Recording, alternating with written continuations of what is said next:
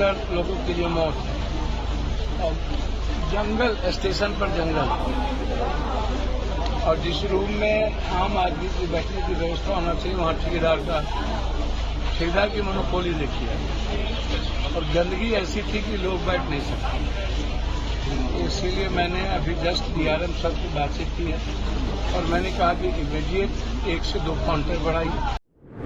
नमस्कार, SPN 9 news में आपका स्वागत है। 2024 के लोकसभा चुनाव में बिहार की पूर्णिया सीट चर्चा का विषय अभी तक बनी हुई है।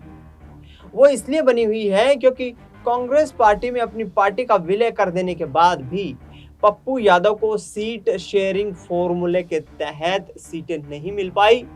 लिहाजा पप्पू यादव निर्दलीय चुनाव लड़ते हैं और निर्दलीय चुनाव लड़कर के बीजेपी और जेडीयू गठबंधन की तरफ से संतोष कुशवाहा और आरजेडी इंडिया गठबंधन की तरफ से बीमा भारती को कड़ी टक्कर देते हुए चुनाव में पटखनी देते हैं। लेकिन इस बीच उनके ऊपर कुछ आरोप भी लगते हैं। मधेपुरा में एक फर्नीचर व्यापारी ने पप्पू यादव पर 1 करोड़ रुपए की रंगदारी लेने का मांगने का आरोप लगाया और FIR भी दर्ज करवाई। पप्पू यादव ने कहा कि मेरे राजनीतिक करियर में मेरे खिलाफ बहुत षड्यंत्र रचे गए। मैं उन लोगों की शिनाख्त कर रहा हूं जिन्होंने इस तरीके के राजनीतिक षड्यंत्र को रचने में अपनी अहम भूमिका निभाई है, और आगे आने वाले वक्त में उन सबको चुन चुनकर सबक सिखाया जाएगा। इसके साथ साथ पप्पू यादव पटना रेलवे स्टेशन पर अचानक मुआयना करने के लिए पहुंच जाते हैं।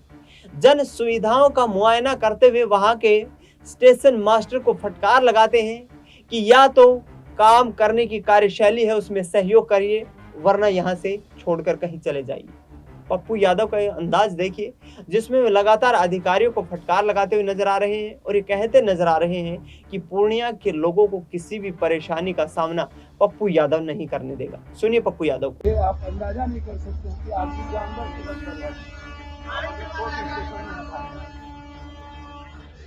मतलब लोगों के ना व्यवस्था है,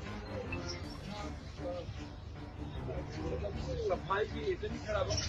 काउंटर इतना जो पुराना काउंटर उसके बाद काउंटर बढ़ाई है, कम शिकायत भी नहीं हुआ। यहाँ प्लेटफॉर्म में आपको भेजता हूँ, आप मेरे भाई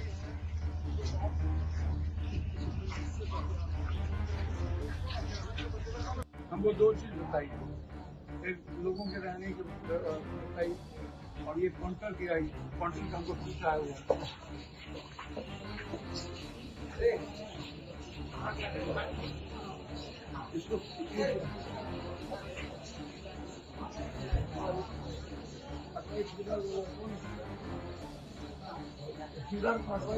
रूम है ना,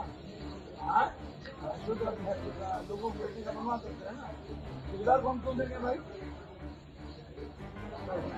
नहीं क्यों, तो मालिक है क्या यहाँ? कौन है ठेकेदार? ठेकेदार क्या है? नाम तो बताइए भाई, मेरे को नाम बताइएगा ना। कोई तो होगा नहीं नाम तो, या कोई तो होगा आपके अलावे, तो कोई होगा ना सेकेंड मैन, थर्ड मैन, कोई भी। भैया आपको नहीं जानकारी तो ट्रांसफर करा लीजिए, एकदम हम बहुत क्लियर आपको कर रहे हैं। इस तरह का मेरे इलाके में नहीं होगा, आंख बंद करके छोड़िए। या तो भाई मेरे हमको कॉपरेट करिए ताकि मैं आपको कॉपरेट करूं, हम दोनों कॉपरेशन के साथ चलें। ये फुल कॉपरेशन नहीं होगा तो एकदम ट्रांसफर करा दें, और इसको कहिए ठेकेदार को कि 2 दिन के अंदर ये खाली करो, जहाँ आपको रखना हो रखिए, तो हम आएंगे, हम खाली कर देंगे।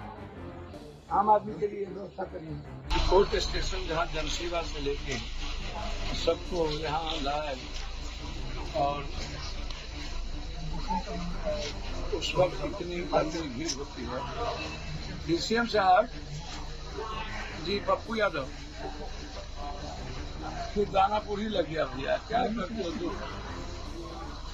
तो स्थिति इतनी बुरी है, मैं समझता हूँ कि 2 काउंटर लोगों के लिए मौत, और जंगल, स्टेशन पर जंगल, और जिस रूम में आम आदमी की बैठने की व्यवस्था होना चाहिए वहाँ ठेकेदार की मोनोपोली देखिए, और गंदगी ऐसी थी कि लोग बैठ नहीं सकते। इसीलिए मैंने अभी जस्ट डीआरएम सब की बातचीत की है, और मैंने कहा कि देखिए 1 से 2 काउंटर बढ़ाइए और आगे सेफ की व्यवस्था हो। मैं कोशिश करूंगा कि आगे बहुत बड़े रूप में यहाँ पर एक यात्री ठहराव की व्यवस्था हो, क्योंकि पूर्णिया कोर्ट समस्तीपुर का लास्ट स्टेशन और सबसे अधिक रेवेन्यू देते हैं। जब हम रेवेन्यू सबसे अधिक देते हैं और यहाँ के बाद बनमनखी सबसे ज्यादा रेवेन्यू है, तो हम बनमनखी को भी नजरअंदाज करते जा रहे हैं। अब अंदाजा की, और हम कोर्ट स्टेशन को तो नजरअंदाज करके रखे ही। इसीलिए हम रेल मंत्री से भी मिलेंगे, डीआरएम से मैंने कह दिया, आज हम जीएम से भी अभी बात करेंगे। मेरा सपना है पूर्णिया कोर्ट स्टेशन तो बिहार का 1 to 5 मिनट, फिर मैं 2 से 3 दिन के बाद वहाँ जाएगा। सर लंबी दूरी की ट्रेन नहीं है अब पूर्णिया जंक्शन। ताजा कीजिए ना, आपको मैं किताब दे दूंगा। ये 24 साल पहले ये आरओबी मैंने मंत्री जो चिट्ठी लिखा था, ये 24। तो सुना आपने, पप्पू यादव साफ तौर पर ये कहते हुए नजर आ रहे हैं कि बिहार की राजनीति में तमाम लोगों ने इस इलाके को लूटने का काम किया है। सीमांचल की मैंने लगातार सेवा की है और आगे भी करता रहूंगा। स्थानीय लोगों को किसी भी तरीके की परेशानियों का सामना करना पड़ेगा तो पप्पू यादव उनके हक की लड़ाई के लिए हमेशा आगे नजर आएगा। आपको बता दें कि पूर्णिया की यहाँ पर रुपौली विधानसभा सीट पर अब उपचुनाव होने वाला है। बीमा भारती वहां से विधायक थी, लिहाजा लोकसभा चुनाव लड़ने से पहले ही बीमा भारती ने विधानसभा सदस्यता से इस्तीफा दे दिया था और अब वहां पर उपचुनाव होने वाला है। ऐसे में पप्पू यादव की अहम भूमिका इस उपचुनाव में रहने वाली है। उन्होंने कहा है कि हम आरजेडी को समर्थन देंगे।